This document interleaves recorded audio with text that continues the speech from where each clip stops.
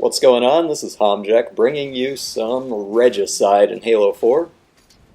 I guess this is my first gameplay commentary since Halo 4 came out. I've done some tips, some random videos, and right now I want to talk about first armor abilities and second just my basic impressions of the game after playing it for about 1 month. So yeah, armor abilities. I think my favorite thing about the armor abilities is that they're far less powerful than they were in Reach, with possibly one exception that I'll get to later, Promethean Vision.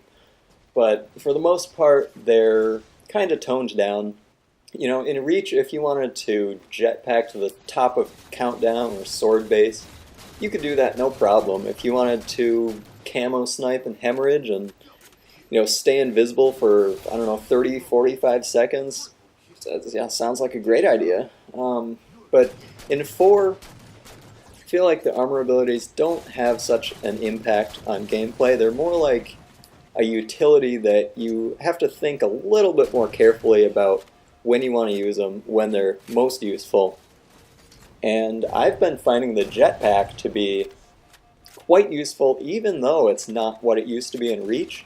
I think it accelerates slower, it doesn't last as long, but it's still really great for, peeking over walls, getting an extra line of sight that the enemy doesn't expect. Specifically on Abandon, I use it to get on top of the walls of the middle building. On Haven, you can do some neat things jetpacking around the side, like to that open ramp. On Ragnarok, you can jetpack out of the man cannon to get to the laser quicker. The list goes on. So jetpack is kind of my go-to default armor ability, but I also use the regeneration field in objective game types, especially King of the Hill or Oddball, where you're kind of protecting one area or one player. In the hill, you can put the regen field just outside the hill, and that's handy. Obviously, your whole team benefits from that. Sometimes if I'm playing big team, I'll use active camo, so I can just be in a big open space and be able to see a lot of the map.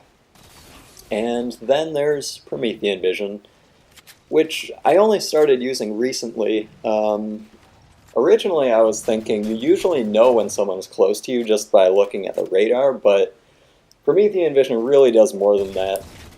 It lets you know exactly where to aim when someone's coming out of a doorway or something like that, and frankly, I think it's overpowered, as do a lot of people, I think.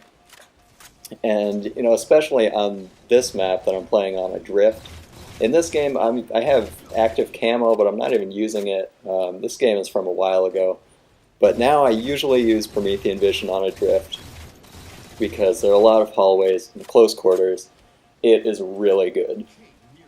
And that brings me to my last point. I said I was just going to summarize my feelings about the game so far. I'm having a lot of fun with it. It's good.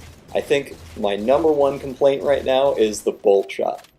That thing has too much range. You should not be able to spawn with a one-shot weapon.